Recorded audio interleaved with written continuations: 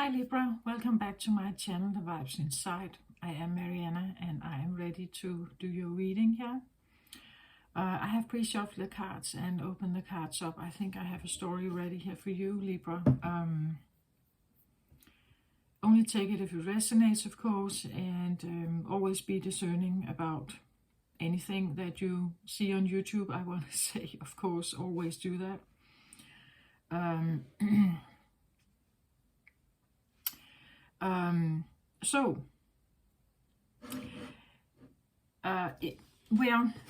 The overall energy for you today is the thinking woman. Today, and you are Libra, right? So you are an air sign. So this could be your approach to things if you want to understand them, right? How you do something. But it's also part of your life force. The thinking woman is clarified with the life force energy here. So sometimes I think that for certain signs, the thinking woman can actually produce life force, meaning that it's a natural process for an air sign, but not necessarily for a water sign, right, or an earth sign.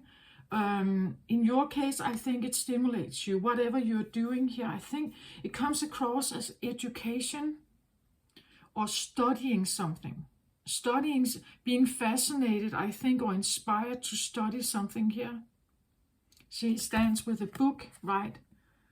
Reading something, philosophizing about something that maybe it has to do with life force energy, like, you know, balancing your energies in your everyday life. You are the scales, right, Libra? So it could be about how do I get like the most benefit of my energy, what is necessary for me to really have like a beautiful, how sparkling this is, right? And rosy here. So that could be something about adding love into the midst of something here. Maybe you're studying how self-care can influence your life force energy, for instance, something like that, right? So I have a thinking woman here, and that would be you, Libra, right? I feel like she's studying something. It's interesting because the underlying energy for you, it's a quite interesting energy. I'm still figuring out exactly what it means. Your underlying energy, and I see those mostly as drivers, like something has been in your life that an energy, maybe from your subconscious, from your heart, you know, maybe it's again an imbalance you have felt that needed to be balanced, and you wanted, you know, like to succeed in it. Because I have the victory card here as a driver card, and it's clarified with the 4 of water here. So there is a victory card, but it's almost like the victory comes with and at the bottom of the deck I get the sacrifice card. So it's like there is a victory felt, maybe, but the victory comes with something here. The 4 of water, we see her standing here at the bottom of the sea. She's handing something. It's like she's offering something, right? She's handing you something. And I actually see this one being here, right? That this ball that she is cup, you could say, the cup she's handing you, or wanting to hand you. You could say this could be a memory, a feeling, a nostalgia, that it's there. So it's a feeling of like a bittersweet victory, you know, like because the 4 of water is usually a card of longing. It can be a card of worrying. You know, usually with the 4 of cups, it's like you reminisce about something. You reminisce about like maybe a love you had. You reminisce about better times. you hope that some cups are still standing, that there's still, you know, like, if this has to do with a certain person, I want to say, it's, do they still love me? You know, something like that. But there's a victory here. It's like maybe overcoming nostalgia. Does that make sense? Overcoming longing, or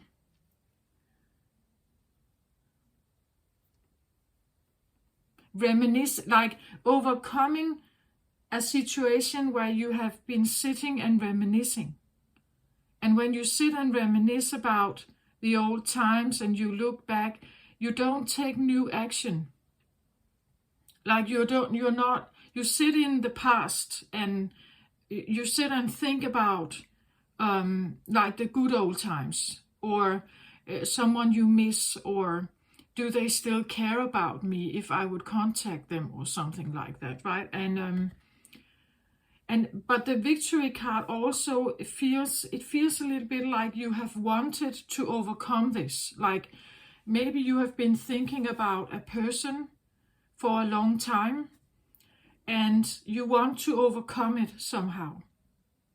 It has been on your mind, how do I overcome this feeling of loss or lack here? And it's interesting, but because I still feel like I have this lingering energy from the Virgo reading a few weeks back now, where the Virgo has a massive hit. And I said that Libra, you are the first sign after Virgo. And when someone gets a big hit, what do you do then? And you came in with your Venus energy, so you're trying to deal with it in a Venus way. So dealing with a massive hit in a Venus way, in a yin, a motherly, a feminine way of trying to deal with it. Usually what happens when we have a hit is that, like, maybe we fall down, and it means maybe you have bed rest. Maybe you need to lay there, get over your fever, or if you have, you know, like you somehow get hospitalized, you always get a bed, right? And it's because that's the yin, right? The idea that we have to at least find rest, lay down. Recovery and rejuvenation comes very much also from, like, first allowing ourselves to just adapt to the situation by resting, maybe sleeping, maybe needing medication, operation, something. But it definitely needs some kind of rejuvenation after, and self-care in a sense of sleep, rest, maybe being a bit, you know, like sheltered from normal activity. Maybe you need special treatment where you are laying down and resting. That would be the first approach, right? That many people do if they are somehow attacked by something. That, oh, I have to sit down, I have to lay down for a minute, right? Or if it's a car crash or something very much more than that, then you may be rushed to the hospital, right? But you're still laying down and you're not doing anything about your situation. Maybe others are, but you are primarily laying to recover.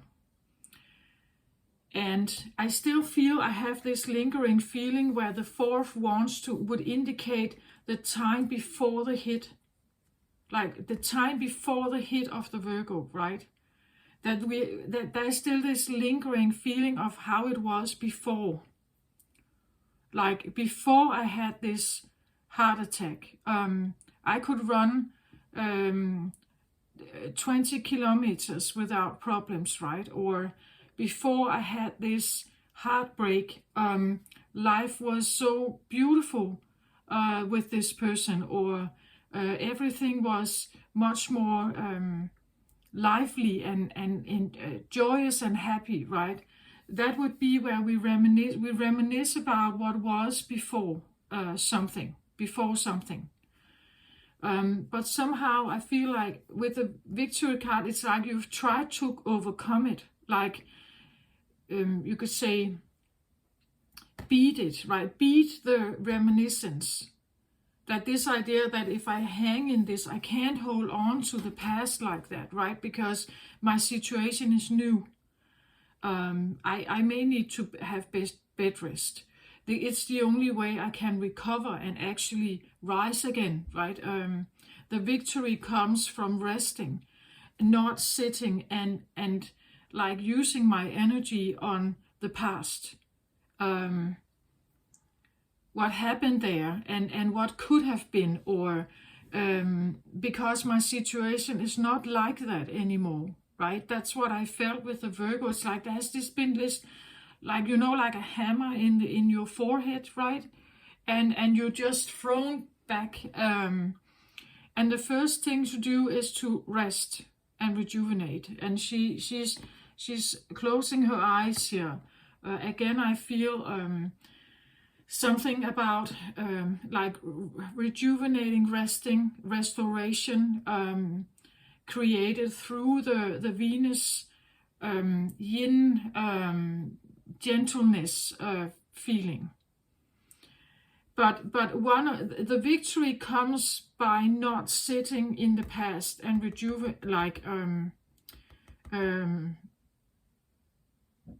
reminiscing here, because it's like you can get lost there. Like the idea of always comparing, also comparing your life then. I talked about that for the Virgo. I believe that it was the Ace of Raphael card that was almost destroyed in that reading. I had to like cleanse it and tape it together, and it's still in one of the other decks here. But you know, it's not the same. Like the card has changed. The texture when I touch is different. When I shuffle it, I can hear when it's on the top. Like it has a different sound. It has a different feel. And the Ace of Raphael talks about positive emotions, happy, fulfilling relationship, and deep and spiritual insights. And it was almost destroyed. So I feel like it's something about that collectively we could actually all have inherited a sense of that something was destroyed at some point. I talked about that for the Virgo, it could be on Earth here, that at some point Earth had a massive hit. And after that, there was a time before that, and you know, like a naive time before that hit. And then after that, the signs that come after, they carry more of this, you know, like the aftermath of a massive hit that came in. The awareness is much bigger. Like the awareness of duality, it's almost like the first signs that there is not the same awareness about duality. But after Virgo and then forward, you could say, the signs coming after, they have a bigger, much bigger awareness about duality. That's when you say A, you can also expect B, right? Something like that. So I see here that maybe you, again, you were the first sign after this massive hit that kind of came in. What's happening, right? Like the caring nurse that comes in. What has happened here, right? And the first thing you do was maybe bed rest. We have to rest. We have to like just calm down and figure this out. And it seems a little bit like you probably have recovered something in a yin way, right? Scorpio does the yang way, but the yin way. So this is the very first aid to a problem, right? And it seems like your wish, like this is the driver, right? So this is like something that you have been wanting. You have wanted to overcome the problem. You are seeking a victory of some kind of problem. But I feel like, and I feel like you have overcome something here. But there could be this lingering feeling that you have to give up something. With this victory, you also have to give up the reminiscence. Like you can live in two worlds at the same time, meaning that you cannot live as the one before the hit and then also the one after the hit. It's like you have to accept that the one before this one is gone. So it's like the victory is there. You're seeking it. Like you're seeking to, like,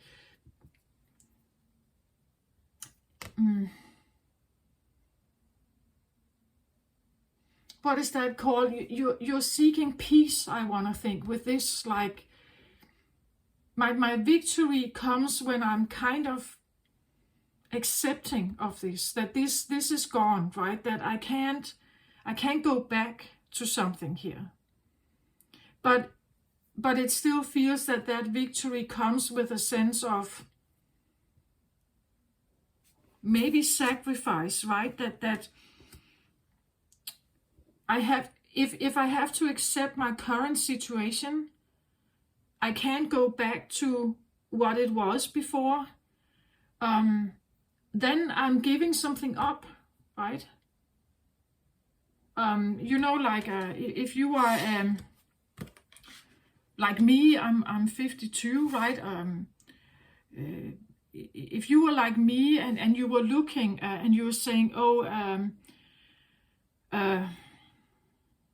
well, I had almost 7 years ago, I had a vertigo attack that kind of changed my life entirely.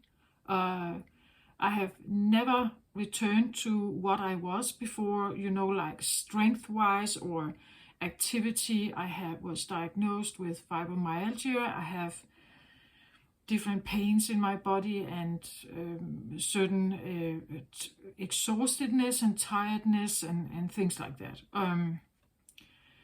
So you see, for me, when this comes up, it looks a little bit like, if I take my situation as an example, right, that I could look back at the time before this vertigo attack came. It took me nearly a year to walk with balance again, right?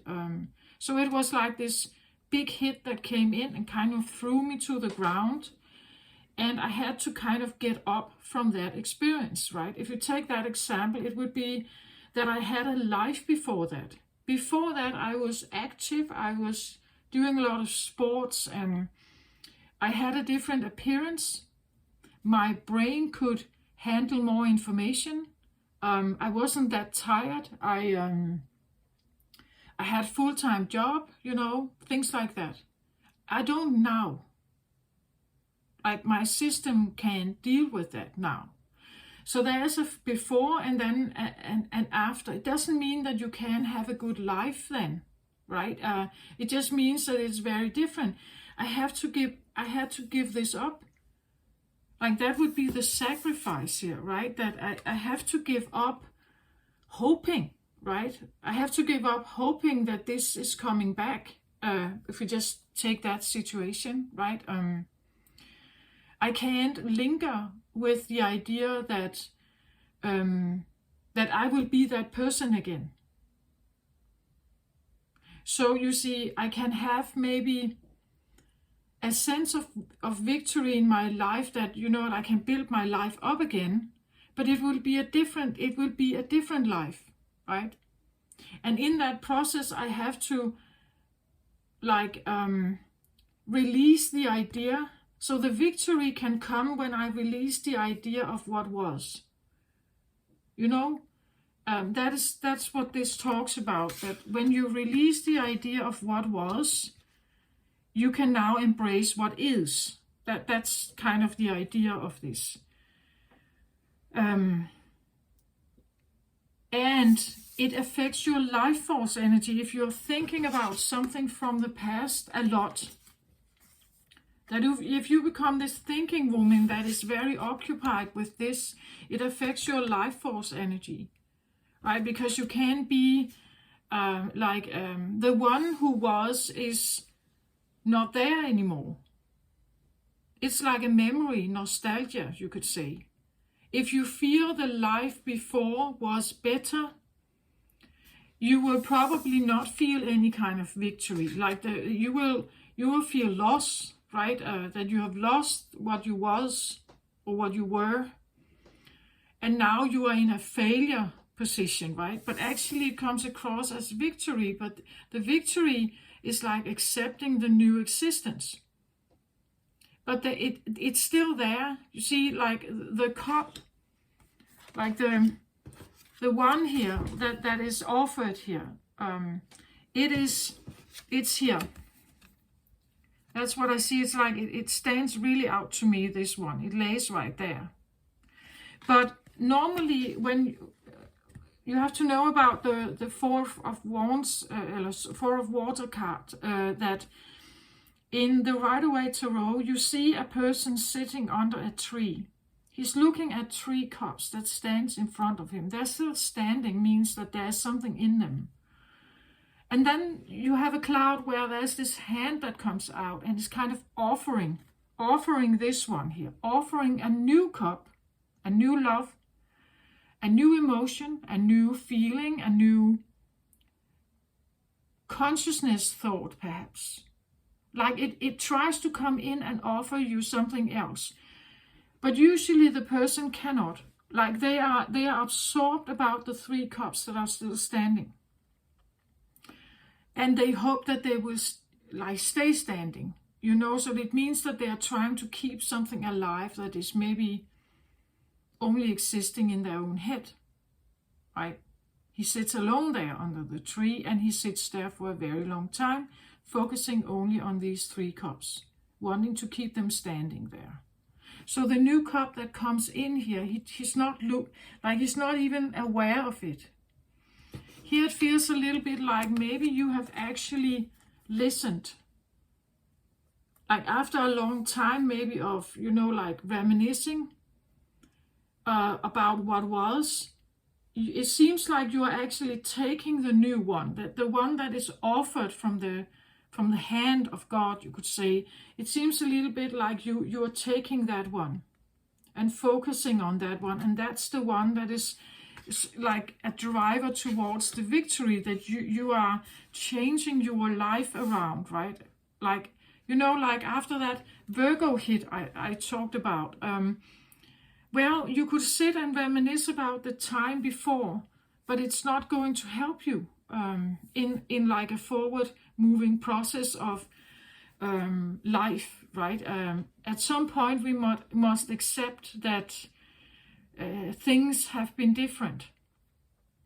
You see the tomatoes on the front picture, right? I try with that picture to like illustrate the idea of maturing, right? That we go through a process towards maturing, and Earth goes through a process. We as humans go through our own process, but we are in a process now of maturing. Earth is, and we are. There's this talk in spiritual circles about the 5th dimension coming in, and we know mostly the 3rd dimension, right? The 3rd dimension has duality, and you as a Libra, you know that very well. You know these ups and downs. All that's balance is a big thing for you, right?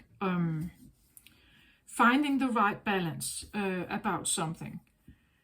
And I feel like with the life force energy here, there's something, maybe there has been something about like a very imbalanced life force energy. So maybe I said I was exhausted and things. Maybe you have had issues in the same manner or a different manner, where you could say the balance of how you have divided your energy and feeling like life force energy is, look at her, right? Look at her. It's like she's, yay! Like, and it's beautiful and magic and everything here. At the bottom of the deck for the Lemurian card here, we have healing, right? Makes sense, right? That healing is a big thing after a big hit, and it's supposed to come in because you want the life force back. The life force is vital for life, of course. If you have low life force energy, you're usually tired, exhausted, and you can have that after an impact, right? Usually we rejuvenate for a time, and then you can start working again, or you start getting more and more out of bed, and you start also eating differently again, and so on. But there's this first period where we are kind of just needing to perhaps rest, and it feels like there has been this urge for you to kind of step out of what was, take the new offer here, like what comes in, the one we normally don't hear and look for, because we are not ready. We're still emotionally attached to the 3 other cups that stand there, right? We're not prepared to let that go yet. When we become prepared to let that go, we may take the new one. This is what I feel like happens here. That you take the new one that is offered. But in that process, you are also, you could say, saying goodbye to, it could be a story in your life, a period in your life. Let's say you have invested in another person, and you have maybe still been reminiscing after a breakup. But now you have come to a point that if I'm not doing something about this, I'm going to sit and look at those cups forever. So I'm going with something here. Someone may ask you out, and you decide, okay, I do that. I take this new opportunity, I take this new offer, I try this out to see if maybe I can overcome these feelings, or the 3 cups that are still standing. It could be the feeling of a responsibility, right? That you are responsible of keeping them up, right? And now you're deciding this. I'm actually not thinking that I'm supposed to keep them up, right? I'm going to try something new here, because I need the feeling of being in charge of my life. And as long as I sit here and think about maybe someone else, they are actually in charge, right? If they have been late, if they have let you been waiting, they are in charge, right? If we are waiting for someone, hoping for something, we have put all the power on that other something or someone. Here it's like you take it back. You decide, I want to be in charge here, so I take I take this new opportunity, even though you may not be sure about it. You're taking it. Anything is better than sitting there and somehow I've put my power over there. This is a way of trying to take the power back and say, I'm deciding. Again here, I'm deciding which kind of cup I want to be near, right? If this is a card that talks about someone who left a long time ago, and you are missing them, you can sit there and miss them forever, right? You can sit and miss them forever.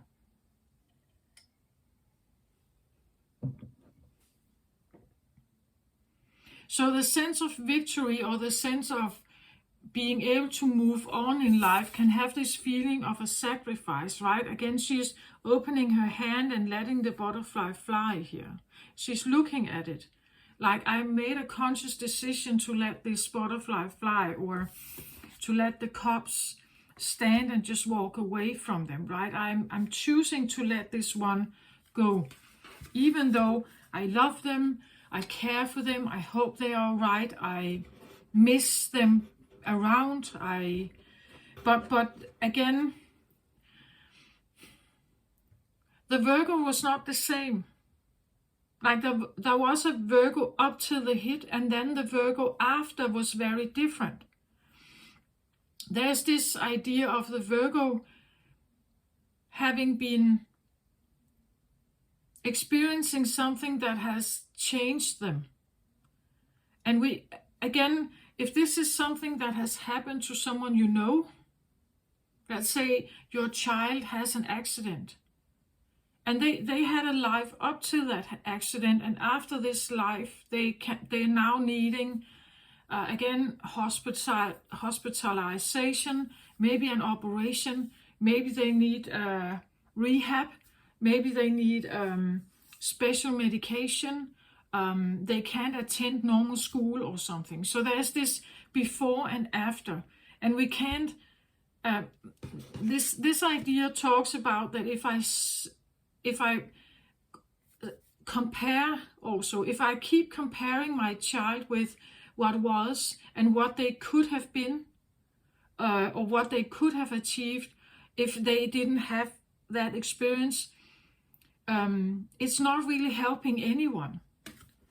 It's an illusion, and it's not helping the person in question. And if that person in question is yourself, it's not helping you. Not accepting.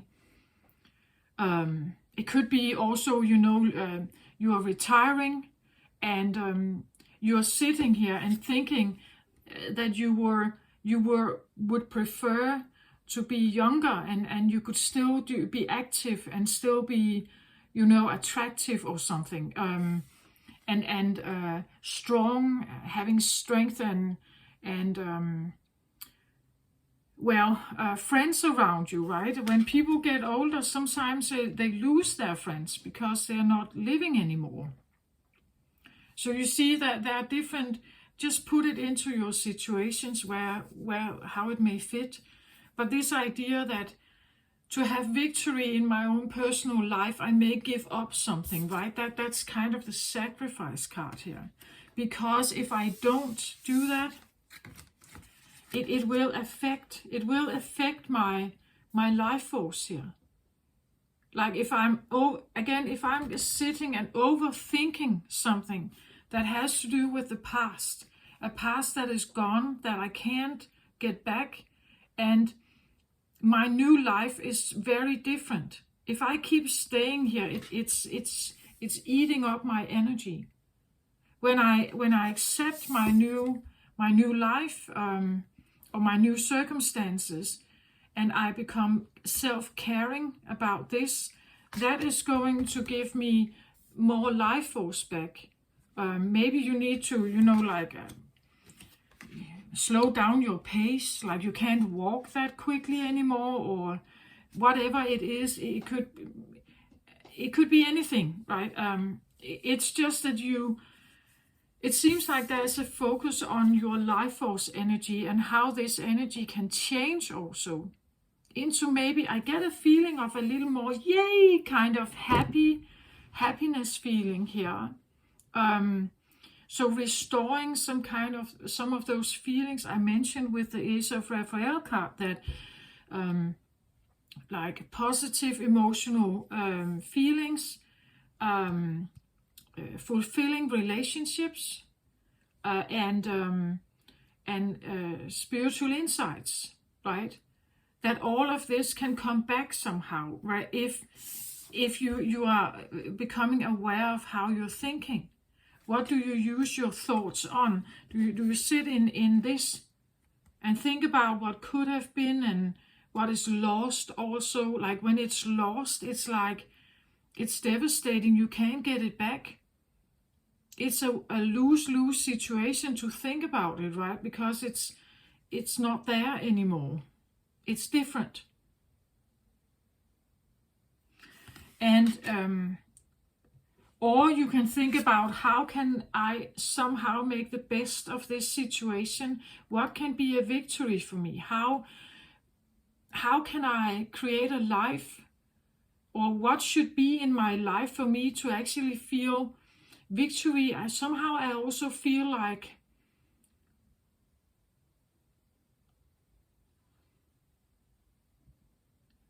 I get attractive, but it's not that kind of attractive. It's like being capable somehow, as being, let's say that this has to do with job, right? How can I become successful perhaps, or take care of myself? And she's very golden here. How can I somehow create value in my life now that I can't walk, for instance? If something happened to your legs or whatever, how can I create that, right? And you can sit here and reminisce about the time where you could do everything, but now it's like you have a focus on something here that, yeah, victory, maybe like just victor, like being in charge, that you are in charge of your life, the leader here. It could be something about your confidence, your own value, right? My value in the workforce field. How can I establish value in my, I don't get it by sitting and reminiscing here. It's tearing down my confidence. It's something about building up confidence here, I feel like. Right? And it's almost like I'm choosing to take this cup.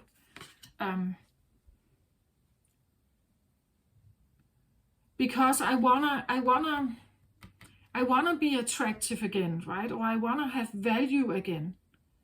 And maybe that value comes not from how I look or what I could do, you know, but more about what kind of personality I have. Like maybe I can become and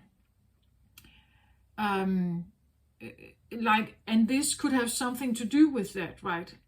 That the person you were here is now evolving into this one. And she's doing something, I think. The value she has here comes from something else that is not what this was, right? This is here, she has established her value and feelings and understandings on something. And I just feel like the victory comes when she changes her mind and she is accepting the new cup, like the new reality she lives in. This is a maturing process. And it may change her into this one, right? I think you are a thinking woman anyway, but it could definitely change you. It could be, you know, like, well, when I see her, I got education. I got something about studying something. Or now I get a scenario like, you know, like being a storyteller in a kindergarten or a poetry club or something. You know, like sitting and there's an audience and you sit and read these books here out loud, right? That you have a different function. Maybe these are your own books. I don't know, maybe you become an author or something here because it's supporting your life force, right? Because you're doing this now, that this is something else that you haven't done before, you feel like a flare up of more energy. It could be that you're studying something here and because it allows you to work in your own pace perhaps, or maybe it's a self-study. You take it in your pace. It's something you find very interesting. It could have something to do with the idea of overcoming, like overcoming something. I've talked in some of the other readings something about like getting over ourselves. Like we should get over ourselves, me included, of course, everyone. We should get over ourselves when we feel sorry for ourselves, right? When we get trapped in like the rabbit hole that spins downwards and we are just feeling so upset and sad and the world is against us and pitying ourselves somehow. This would be the feeling of how do I get out of this pitying, self-pitying here. And well, to have that victory, you must sacrifice the one that is suffering.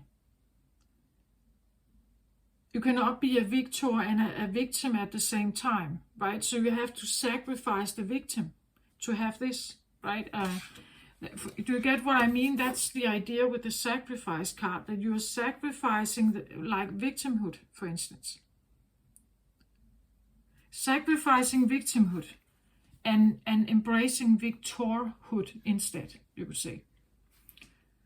And when you do that, it's like maybe it opens up other, like you get new ideas of how you want to live your life, and it's going to like create or open up, I feel like a field. It's almost like a field of maybe knowledge here, where you just feel like you could thrive in here,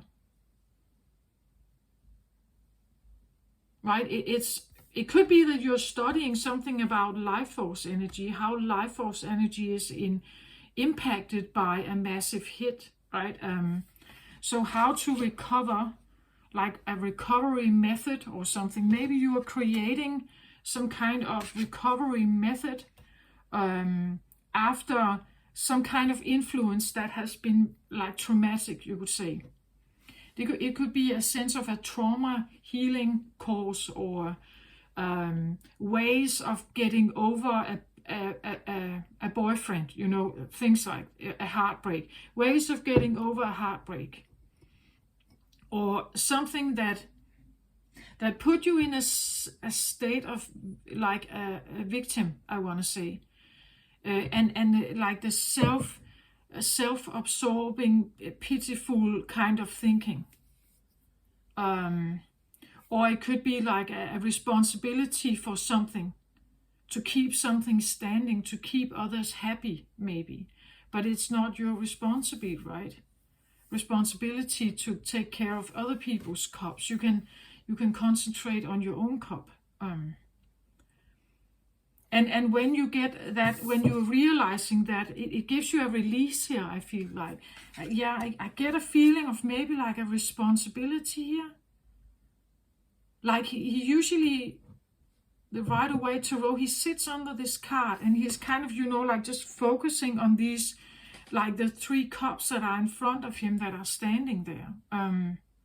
It could be, like 3 people, if you have 3 children, for instance. Or you have a husband and you have 2 children. They are what you're thinking about, right? Let's say if you got out of a divorce and the children are now with your ex-person, you think about them, right? And you miss them and you want them to be around. And or the 3 cups can symbolize 3 former relationships, 3 people you care about a lot, but they're not with you. Like under the tree there, so you're missing them. You want them to come back. You want them to be there, be close to you. And he's not at all focusing on the hand that comes in with this extra cup, right?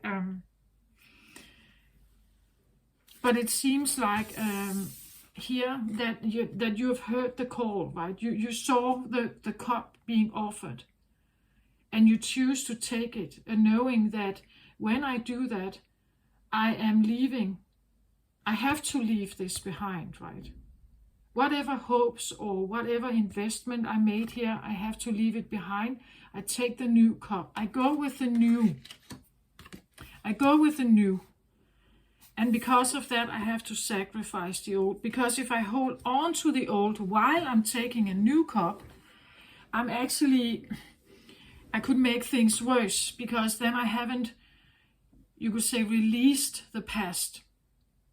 And the past can spill into the new relationship, right? So there could be a knowledge here about, I need to kind of close that door, and then I can take the new cup.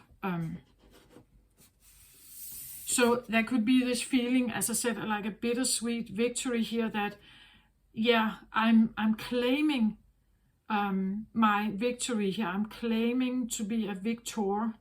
But in that process, I cannot be a victim at the same time. I have to give that up. And when we give up that victimhood and we claim a victorhood or leadership in our lives, that is a maturing process. So we're letting something go here. It causes sacrifice, but I feel like, well, it could feel like a sacrifice, right?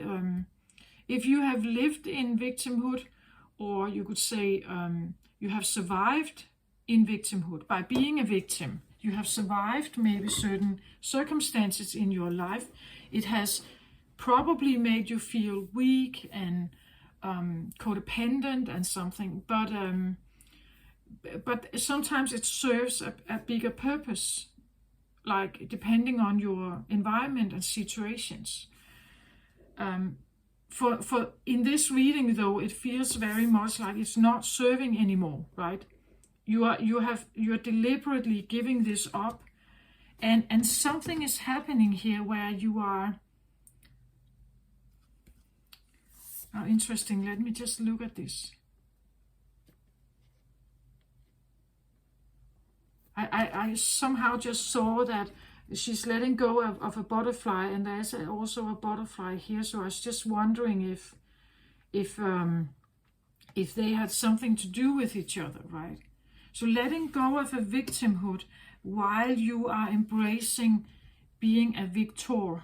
Maybe that's what you're doing here. Like it's still there somehow, lingering there, but you are embracing becoming. I don't know, it feels to me like she's going to school. It's almost like, something like I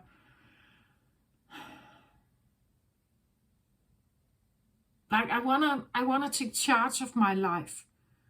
So maybe from being, like maybe you have been unemployed or you have been uneducated, so you have had jobs that were low paid. Maybe you decide, I'm going to change that, right? I want a life where a little more golden life here. I want to also establish some kind of value. I've said that before with earth element. For me, pentacles can be education, because education can give you certain jobs that has a certain salary. So it could be something about heightening your skills here, studying, expanding skills, maybe exam papers.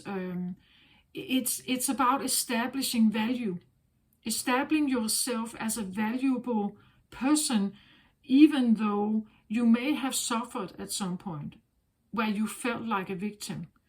Now you're kind of wanting to reclaim that even though that happened, I still have value. It may be different. It could be like a reschool. What's that called? Like reschooling. Like you have one job and now you're kind of studying for another because you can't fulfill the requirements in the first area, right? That the trauma you have experienced is no longer allowing you to work in that field. So you are having this like a change of, you could say, education perhaps, maybe also change of interests. Like maybe you're using your knowledge here on something else that has become very aware for you. Maybe during this process, maybe you learn something vital about life force energy. You wanna talk about this. You wanna study it. You wanna write about it. As I said, you could become an author, but somehow I got this picture of someone sitting with an audience and reading out loud. So like reading poetry, like for a group of an audience somehow, or reading from a novel, or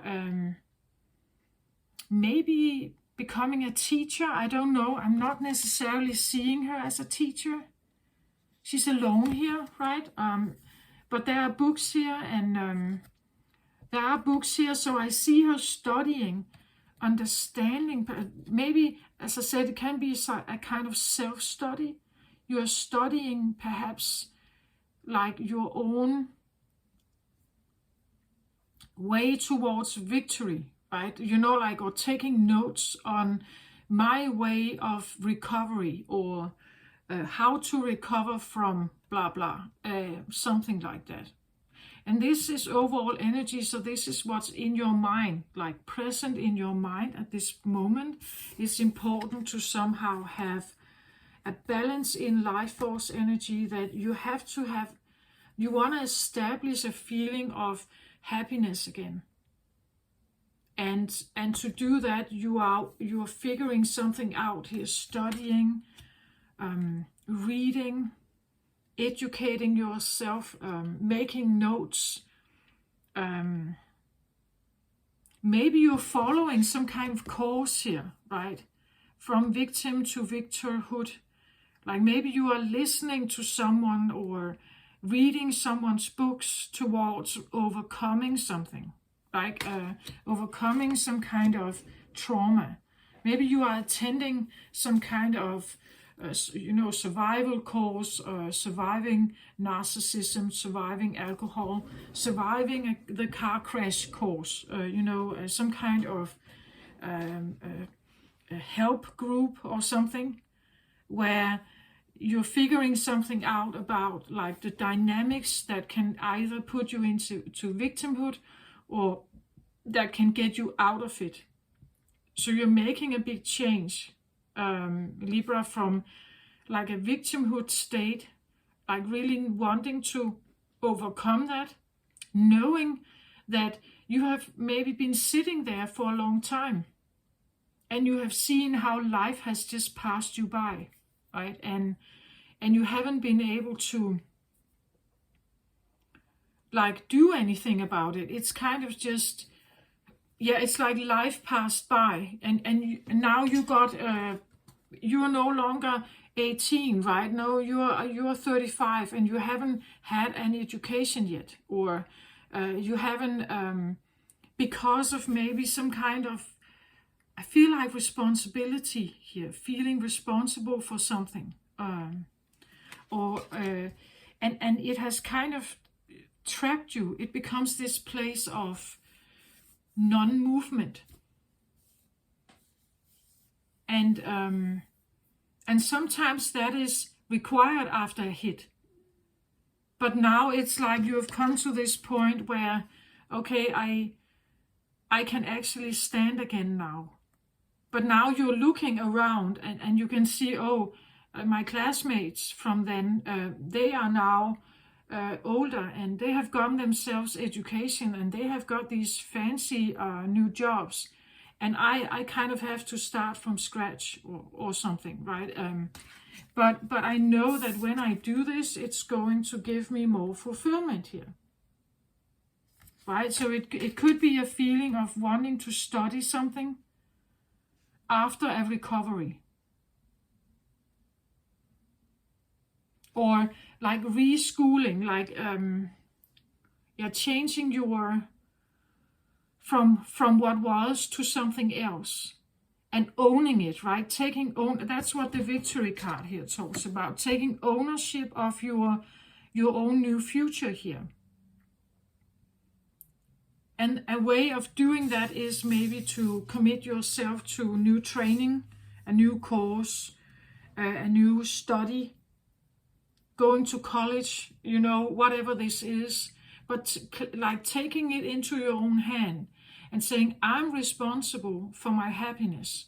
Yeah, I'm responsible for my happiness here, right? And my energy, that I'm not wasting my energy on thinking about the past. I've said that before in some of the readings, that how we do that sometimes. Like the nice times that we can have during a day, for instance, sometimes we are not even thinking about it, especially if we sit in a mode like this.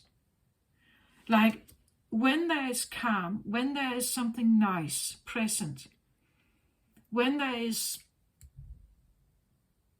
everything available actually to you that could give you a good time, we don't. Not if we feel a heartbreak, for instance.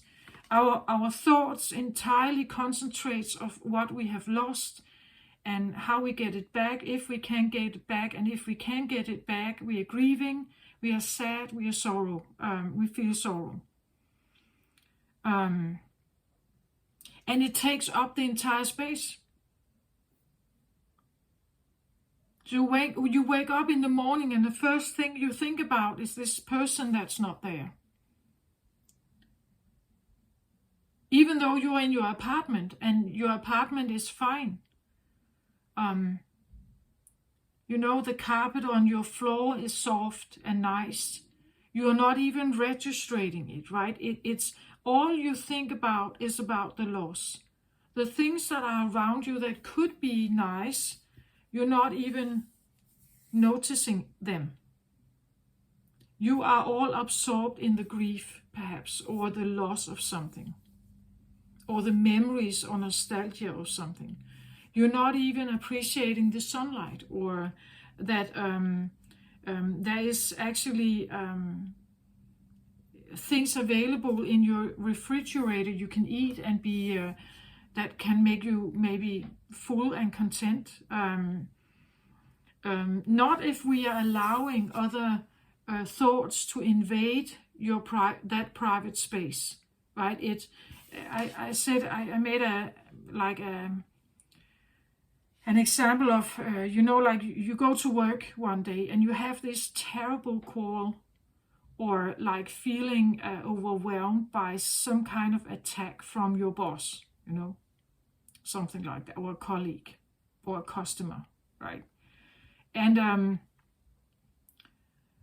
the rest of that day, it's like it's still lingering, even though the conversation and the call is over and you survived it, right? It's still lingering and you're kind of upset about it, right? What an idiot, right? How did he dare to yell at me like that? Blah, blah, blah, blah, blah. So, we become defensive, we are angry, frustrated, disappointed perhaps. We carry this reactiveness in us after some kind of episode. So for the rest of the workday, it could still linger, right? It's still there somehow. It has affected you in a negative way. When you get off work, you're actually done for work that day. You sit in your car and you transmute back or to your home, right? In that car, you may still think about it. You may still go through the conversation and how you reacted and how they reacted and what was said and done and should you have done differently, could you have done differently, blah, blah, blah, blah, all this. You go through it in your mind, and even to the point that you don't remember driving. Like you're sitting absorbed in something, right? And it takes up all your awareness, almost all your. Sometimes we can ask ourselves, how did I get home? Right? How did I steer the car? Because in my head I was all up in, like I was thinking about something else. Then you get home, you get inside your home, and maybe you're still angry. If there's someone there, you may take it out on your dog, right? Or you hit or you kick the trash bin, or even if you are more reactive, you could toss all the great books you have here to the floor, right? And become very angry or something. And if not, it's still there. It still lingers. And we're kind of upset and angry and feeling unresolved in some way. So now you have taken an episode from your workplace into your free time. The free time starts when you walk out from your workplace. You sit in your car. But the car transmuting journey is not pleasant. It's not free. It's occupied by something here. It's occupied by something. And it takes up all that experience. It could actually be a nice ride. Maybe the sun is shining, there's a blue sky. Maybe you see a little deer in the field, or there are nice flowers there with great colors. That could be like, you would say, like positive to look at. But if this is unresolved somehow, it's still lingering. It's still like you're still processing, right? You get home, you are exhausted by the trip, you are angry about, and that's what it does. It takes your energy away. It takes life force energy to be angry and frustrated and disappointed, or grieving and being sad and frightened and feeling alone. It eats up it's low vibrational energy. It eats up your life force energy here. So what I'm trying to say here is something about really taking ownership of your time. Like when you are off duty, or when you are off work, own that time. Right? Own it. Own it to the point where you are discharging like all these thoughts that could relate to this. You're simply just, I'm sending them out the door. Right? I'm kicking them out of my brain. And when you realize, oh, now I got back, maybe that's why the butterfly is still here, right? That it's kind of lingering around you, right? Because it's not that easy just to let it go, right? But the point is that you become aware of it.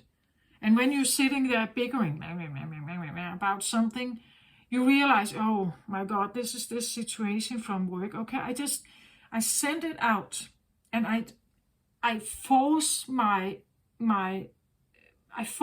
brain to concentrate on something else. Maybe this is like a hobby that you're starting, right? It could be that you're writing some of your anger down and then you're burning it, or like making a ritual to somehow just get it out of your system. That is part of how you claim your victory back here, right? It could be a feeling of writing memoirs here, but it's just that if it holds a lot of low vibrational energy, I would probably just, unless you can somehow make it into a novel or something, right? That you write about this purposefully, so that it can show others how this is affecting us, right? That it has a negative effect on our life force energy here. So the thinking woman can be something like that, right? That she takes the problem that was and molds it into something else that actually can be maybe very life-giving. Like it can really feel, wow, I feel like I'm attributing with something when I do this, right? It could be something like you figured something out and you want to share it, right? As I just did, I have done this so much in my past, lingering about things and feeling responsible, or I could have done better. Maybe this conversation could have been ending differently if I have done this or that, or feeling very responsible and taking on guilt and something for an experience that I felt was unpleasant, right? And somehow I was lingering in it so much that it invaded my personal life, also like my sleep, because it could stick with me to the point where I went to bed. I probably could have dreamt about it also, like it was still there, unprocessed or not finished, not processed. So there's this feeling of owning your own reactiveness, like becoming very aware of why do I become so reactive about something. And maybe I didn't start it, right? Maybe they came and gave me some kind of like projected something towards me, right? And I didn't start it. Maybe I was not at fault. I had actually absolutely nothing to do about it. I was just the first person there. And they were angry, right? And they took it out on me, perhaps, right? And that's what happens with fire, because fire energy cannot stand still. So if someone feels frustrated, they can let it out on others. And if they can't release it in that conversation, they may release it towards someone else. That's usually what happens, right? That it goes from one person to another. We gossip, blah, blah, blah, blah. We talk about, we gossip, or we, like accuse, or whatever we do. And then we have, if we talk to a friend, we call a friend and we tell them how annoying your boss was today, or such an idiot customer or something, right? So now we take our anger through the phone and we send it into the ear of someone else. Now they sit with it, right? Unless they're very good at really knowing this is not mine. I get it. She's just letting off steam. But I don't have to take it, right? It's not my problem to deal with. Actually, it's hers. And if we are really real about it, it was the boss, right, who started screaming in your face. And he probably got it from somewhere else, right? There is something about owning our own reactiveness before we put it upon others, right? So claiming, to really know how to become aware of it, and then also to deal with your own problems. I said this idea about getting over ourselves, right? Yeah, we all experience something that is nasty from time to time, but it doesn't mean that it's all right to yell it into the face of someone else. It means that my boundaries were maybe broken, my personal boundaries, or my style of living has been somehow invaded, and it feels uncomfortable.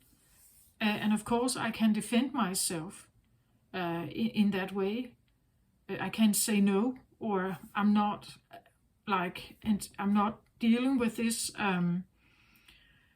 But sometimes we are not saying what we may want to say, right?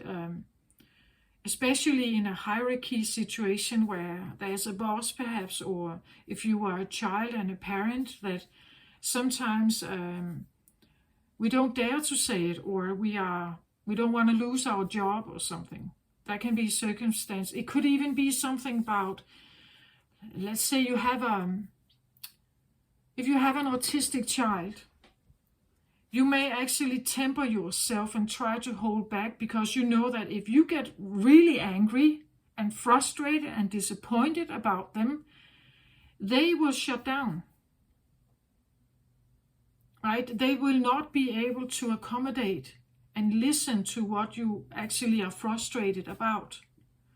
So it depends on the situation, right? And who you are standing in front of. Letting your frustration out towards a person with autism, for instance, is just shutting them down. You won't have they won't accommodate you in that way, right? Anyway, but this is actually the story that I have. Let's see this thinking woman here. Can we get a little more about this one? Yeah, 6 of Michael here, right? 6 of Michael talks about removing yourself. We see how he's sailing from tumultuous, stormy water here to a clear sky and calmer water here. So something about the journey from a tumultuous place towards more calm and peace here.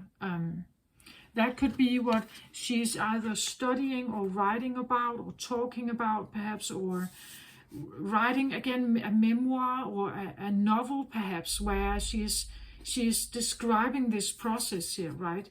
Towards more happier times here, calmer waters, more balanced energy, more happiness, I feel like, also with like there's light at the end of the tunnel. With if you it could be it could talk about like new plans, traveling, moving.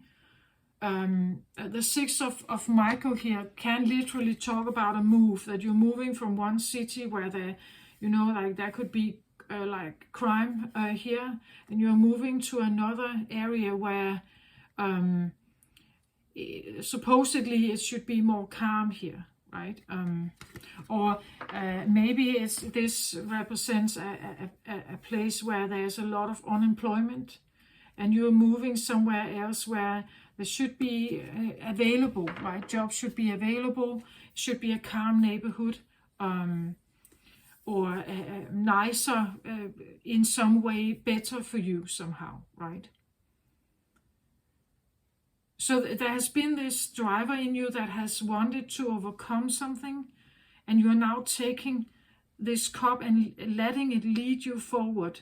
But it means you have to let go of the victimhood. And so it's a big change from being the one who can't seem to figure it out, and maybe others should help you, and feeling very codependent and maybe weak and incapable, to now standing here as someone who can, and who has worth, and is valuable, and has what it takes, and is good enough, and is a victor, right? Or you could say survivor, maybe, if that's a better word, right? But it's something about the change from victimhood into victorhood, or own leadership. And when you sit in that, it's like now you are in command, right? You decide what you want to do. You decide what's right for you, what feels golden for you or valuable for you. Maybe you have different values than you had before. Maybe the plan you followed before did not make you happy. It stressed you out, perhaps, here, right? Life force energy, maybe it stressed you out. And what you have learned from this process here that you have been going through is like to maybe claim leadership. But it also means that you are leaving from being maybe codependent to becoming independent. And independent means that you are taking care of your own business now, right? You can't just expect others to come and do it for you, right? So there is something about like maybe an urge, like to be able to stand alone and do things and take action on your own and be in charge, you could say, of your future after something happened. That's what I feel like. So that there could be something about like writing, reading, talking. Again, you know, like a talk show, that you stand on some kind of scene, you talk to people around recovery perhaps, or recovery from victimhood to victorhood, right? Something like that. And yes, you have to sacrifice being a victim. Feeling and identifying as a victim is a low vibrational energy, right? That you can't seem to sustain yourself at all. You need help, right? And a victim is also someone who has been, like they have experienced something bad. And because I've experienced something bad, I just can't deal with normal stuff. I'm not capable. I'm weak and exhausted and tired, and I'm sad. So I feel sorry for myself, and I'm in pain here. So when that happens, yeah, of course, it drains your energy here. Yeah. But look at her, how beautiful she is, and how magnificent and sparkly and colorful it is here, right? And that's what I feel like. You're doing something to try to get out of that situation, so that you will have more life force energy. Maybe you can become more active again. Maybe you you just feel happy again, right? Even though you had this hit, I had this song come up that is called, where there's this phrase that says, do you believe in love after love? So do you believe in love can be beautiful again after you lost one love, right? After a love that disappeared or was destroyed or was destructive or hurt you. Can you love again then, right? And I feel like it seems like you're trying to recover from something here.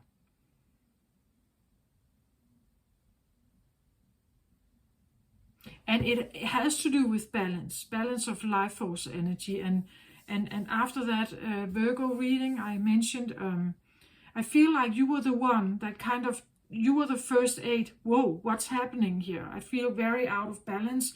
I have to do something.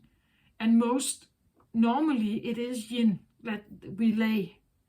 We are resting. We need to slow down. We need to get stuff out of our way. Sometimes we need to be passive, literally. We can't be active masculine, right? We can't be that. Not first aid. Not the first thing. After a period of time, perhaps you can be yang again. You can do stuff again. But the first experience is to just maybe be passive for a while. And I think you have been passive here, right? You have been thinking and comparing and worrying and reminiscing and all this. And now it's like, now I wanna move on from this.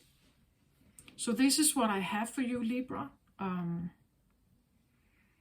I feel you are right. You're doing it. Like you are. This is overall energy. So this is what's present right now. You may actually feel that something is becoming lighter, easier. Maybe you feel a sense of increase in whenever you're doing what this is, like the whenever you are like thinking about, or I don't know, working on some kind of project here that has to do with, I want to say, recovery, or removing yourself from something that is tumultuous. So again, it's 6 of air here. So taking charge of your brain. As I said, this idea of don't take the old stories with you home.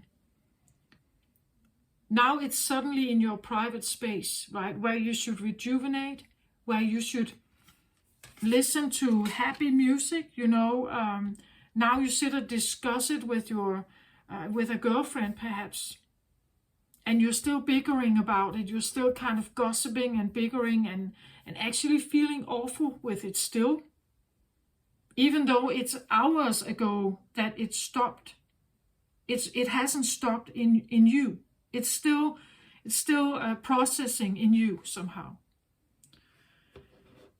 So there's something about how to figure out how not to process. You could say not taking it, like not accepting it in the first place, right? That, okay, this is going on. It's very uncomfortable. I don't like it, but I'm not taking it in.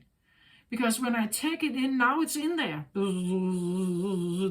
So there could be something about becoming very aware of, like when this happens, kind of just put this hand up in the first place to kind of protect yourself, right? And not taking ownership. If someone is like attacking you, you are not taking ownership or needing to like take it in, that you can say no to this, right? Or return to sender, right? Return it to sender here, because it's not mine. Your problem is not necessarily my problem.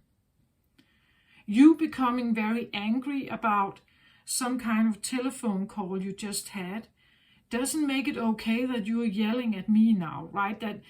But that usually happens. It's because people get angry and fire can't stand still. It needs to go somewhere. So either you need to move, like you really need to take a run or something. You need to move it somehow. Or what sometimes happens is that it gets out in this way, right? It gets out through yelling or arguing or becoming manipulative. I believe it can be transferred through sex also. That, like, a fire or frustration that has not had a release can actually be transferred through sex also, I believe. Just a theory, but that's how I see it. Like, fire needs to go somewhere. So be mindful that you don't become this dustbin, right? That you're not taking on something that maybe is not yours.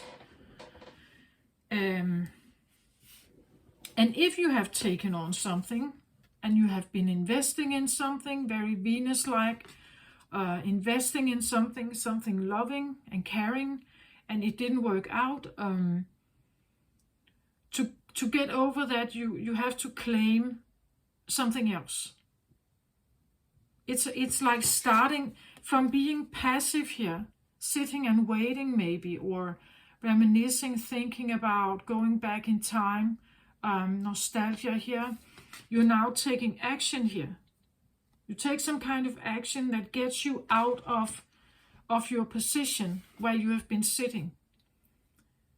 No matter what it is, I want to say, no matter what it is you're doing here, you get yourself out, and maybe out of the door, right?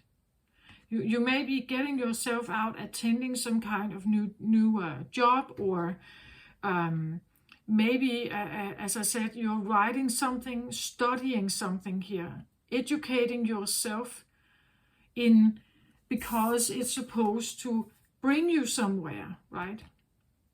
And when you do this, it actually feels like it's uplifting for you. It's nice to sit here. What you are doing here is uplifting you. It's actually, it's like it gives you energy. As I said in the beginning, it's like become aware of what gives you energy and what drains you of energy.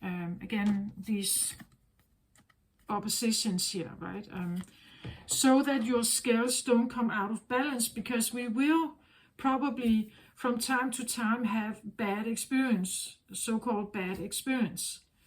And we will be frustrated, disappointed, feeling heartache, maybe grieving or something like that. But just that that you need to put something on the other scale as well, so that you balance more, right?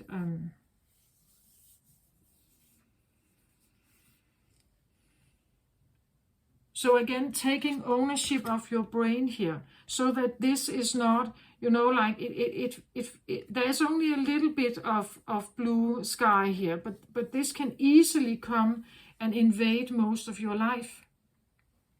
It's such an interesting thing that, again, I've been studying the idea of,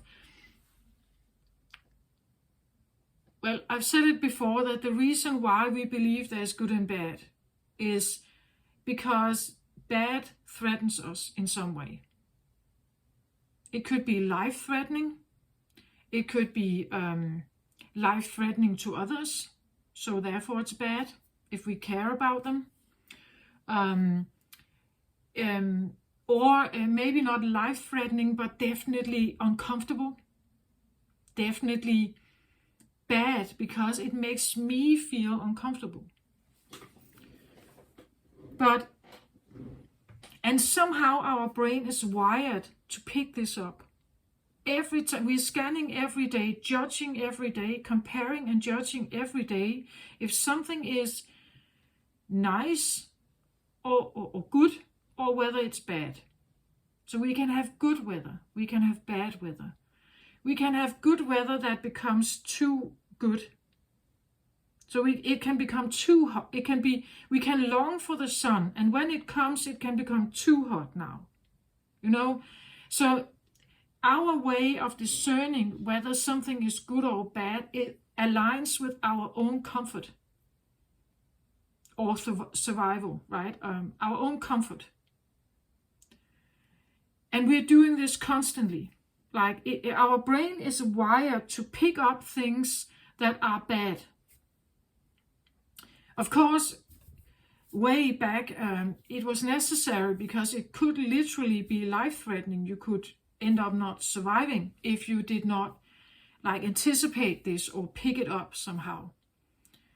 But today I want to say there are many situations where we will probably still scan, but it's this idea of not holding on to the bad.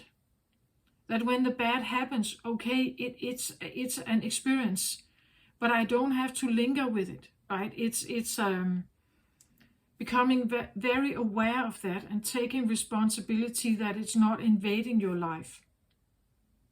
That we have to put in some good thoughts also, or appreciation. Like for instance, if you sit yourself, you had that quarrel, right? You sit in the car 3 hours later when you're off. You decide, okay, I can sit here and I can still process and bigger about this. Or I can say, okay, it happened.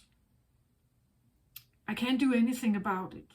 Yeah, maybe I feel like he was an idiot, right? That, but still I can't do anything about it. And I'm not allowing it or him to invade my personal private life.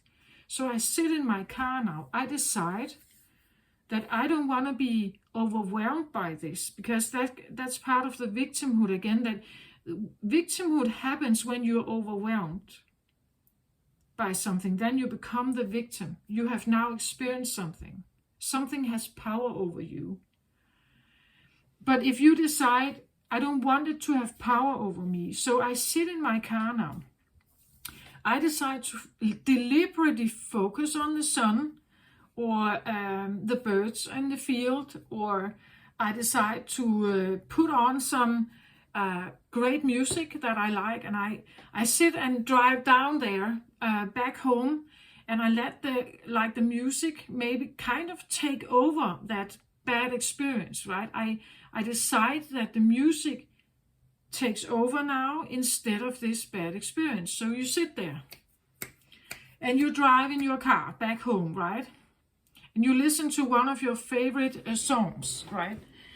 And it may take you into a different vibe of a little more, more joyful, more nice. It doesn't mean that it's all gone. As I said, like the butterfly may still hang around, but it's about becoming aware of it, right? And when you get out of your car or you go to the groceries, you may actually still, like have the song in your head while you pick the groceries there. Where if you didn't do that, you would still think about that idiot. You would not smile. You would not, you would not have that energy to be positive, right? That positive energy disappears when we let this stuff take over and invade our private life. Then you get home, right? And you get in with the grocery. You had this great idea when you were picking out the groceries, what you should have for dinner. And you are quite enthusiastic about making it because it's a long time ago we had this. So this is now a much more positive experience. It doesn't mean that this is gone necessarily, right? It just means that you're not holding on to it. Right? You're letting it. You're saying to yourself, no, I'm not allowing it to invade my space.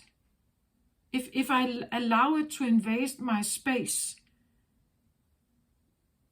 something that decided to yell at me, when I take it into my car and I take it home, it's like I have accepted it. I have accepted taking it in and needing to process it on someone else's behalf. But that you don't have to. But you have to become very much aware about when something happens, can I somehow put up a filter here? Sometimes we can't, right? It's a car accident or something. Then you lay there. And you may go through this, and then at some point you decide, okay, I have to accept the situation, and now I'm trying to do this. again, right? But there are other things that we can decide. Again, when you listen to the news and they talk about bomb threats in Syria, or they talk about, I don't know, price increase or tax increase or something, and we feel this, oh, again, like, aren't we paying enough? And then you can all have this reaction, like defensive reaction to it. But you could also decide not to listen to the news, right? You could decide, when I listen to the news, in what way do I feel it? In what way, how does it affect my life force energy here? When I listen to something like that, how does it affect me? Like, is does it benefit me in any way, in a happy way? Does it give me positive feelings? And then becoming aware of how much impact you can have of this during a day, right? And how little time there actually is for, maybe we could say, joy and pleasure. So it's something about maybe needing to have more pleasure or fun or relaxation or acceptance, maybe, or appreciation, that you can still appreciate the sun and the little flower out there, even though your boss was an idiot that day, right? You can still, sorry, my language is just an example, right? It's just to emphasize a situation, right? But you see, you can still have appreciation for the little flower. It's still there. It hasn't done you anything. It still stands there and is beautiful. And your dog at home has not done anything, right? So you can't really, it doesn't make sense to scream at it, does it? Or your children or something. It doesn't help in any way. So I feel like there's a maturing process going on right now. And again, I've said the 5D energy that wants to come in, it's a love energy, right? But a love energy, when a love energy presents itself in a dualistic third dimensional world, it's highlighting what's not love. It's going to highlight what's not love or loving. It's not loving to yell at someone else, but it's also not self-loving to take it in as your responsibility to somehow deal with it.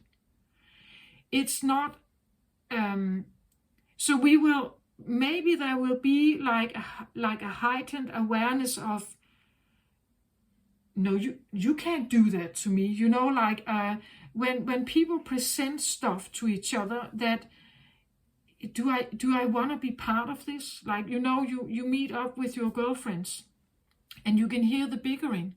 You can hear how they're gossiping and bickering about others and their men and the children or whatever, their work colleagues or something. And you can sit there and you can decide, but does this in any way like give me a positive feeling inside? Does this, me attending this, being part of this, maybe even talking, bickering also, does it in any way give me a good feeling? A caring, loving feeling? Does it? Maybe not. And I think that humanity is becoming more and more aware of this. Like areas where that is too harsh or that is not okay. Like the respect, the self-respect is coming forward in this sense of no, you can't yell at me like that, right? Or just turning your head to it. No, it can't be, you're not talking to me like that, right? Talk to the hand, well, but the point is that it's something about not accepting certain things because it's impacting our life force energy here. All of us. It's impacting it. And if we are all, the more who biggers and sits in victimhood and lack and loss and feels sorry for themselves and feeling that it's everyone else's fault, the more we have of that, the more low vibrational energy dominates the world. So there's an imbalance. And that's why I feel the love energy is here. It wants to come in, but when it comes in, it's easy to say, yeah, we want the love energy, yeah, but it will highlight where there is no love, or where love is lacking. It will also highlight where we are not loving ourselves enough to say no, or to step out, or to disengage from something, right? That's what I feel like. That there's this incoming energy now, and it's very gentle and very kind and very not forceful. So it's kind of just urging us to become a little more aware about something. That's how I feel it. It's an invitation. Again, it cannot force itself upon you, but it will show you something, right? It will show you something. Children may react. Your best friends may react. Your boss may react, and maybe not in good ways, but it's going to highlight something for you, right? It's going to highlight something for you. And this is what we need to become aware of, right? It is a yin energy that wants to come in. I believe that the yins here, so those who identify mostly as feminine energies, or have most feminine energy, they will feel this, right? They will feel a change in themselves, but they will also maybe get, I wouldn't say attacks, but it will come to your attention in a way where you at some point say, what? Like, no, I don't want to deal with this. The point is that the feminines are supposed to react, right? They're supposed to react towards something that is harsh and like aggressively yang energy, something that is unkind, or even violent, or something like that. Because these are the lower vibrational energies that kind of needs to leave Earth, so that we can embrace more of the other energy. That's what's going to bring more balance to the scales again. And it seems a little bit like there's too little of it here, and too much of the other, right? So it is here, it is an invitation, and you can say yes to it. You can say yes to 5D, but you probably then also say yes to what needs to go, right? What needs to go? What needs to go to have 5D, right? We need to sacrifice the third dimension to have the fifth dimension. So everything we know and what's familiar to us, even though it lacks and people are maybe miserable or unhappy here, it's familiar. We don't know what we get, right? And to get from one point to the other, we still need to face the things that actually are unkind and unhappy and traumatic and violent, or something like that. And I believe that maybe Yang is going to protest, right? Yang has dominance right here. Yang has dominance here. And to give up Yang energy voluntarily, I don't think so. Like, it will be a sense of adapting. We are maturing. I've said in some of the other readings, I believe that we are toddlers. Like, we only use 5-10% of our brain. We haven't developed the rest of our brain, or we haven't access to it. Only few people have. And it means that what's in there, it's like we have only developed a little bit of our brain. We only have conscious access to a very, very little part of our brain.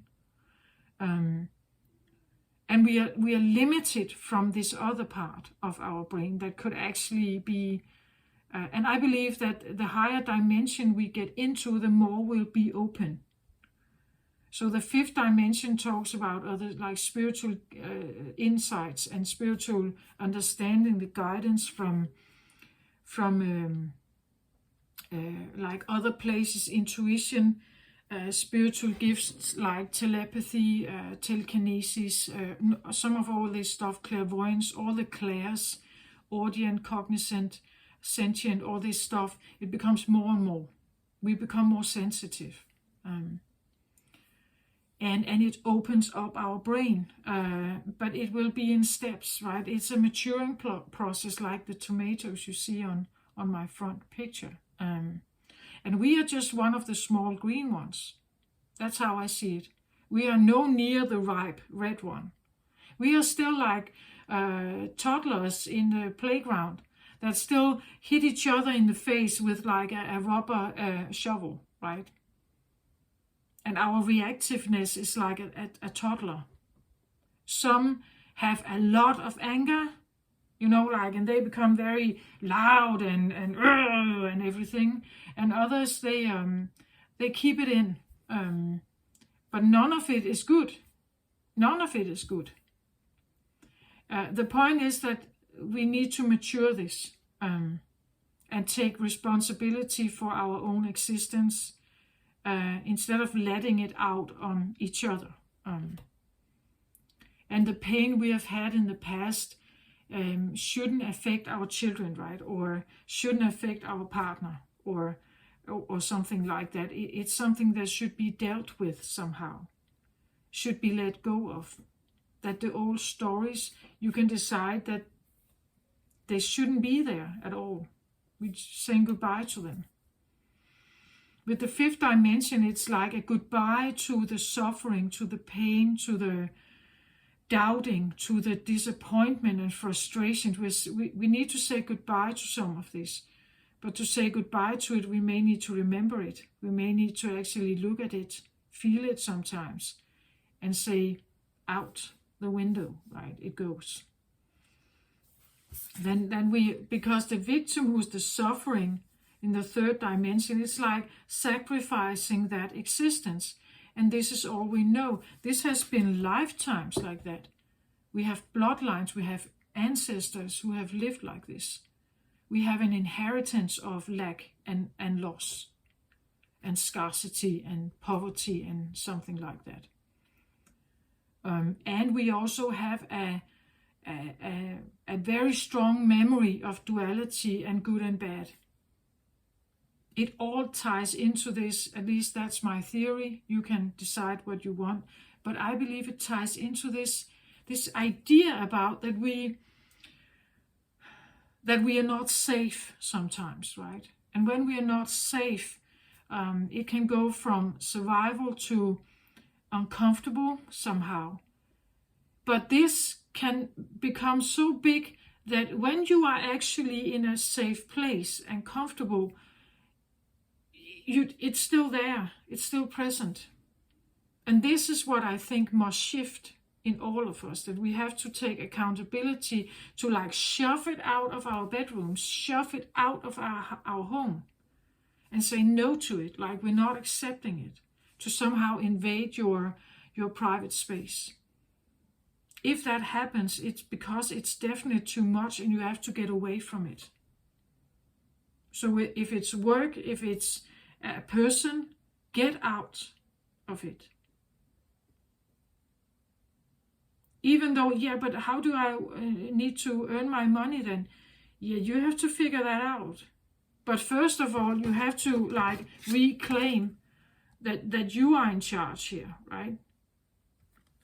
And what you allow into your life. Not what others put there, but what you allow in. Where are you bound? Where are your boundaries? We have to become very much aware of that, I believe. Because it's like there is this imbalance where the masculine energy is dominant. It's dominant in society. It's in church. It's everywhere. And we need more softness. We need slower pace. We need to calm more down. That's why people are stressed. That's why they're numbing themselves, becoming smokers, drinking alcohol, pills, whatever. It's because the pressure is too much. We can't deal with it.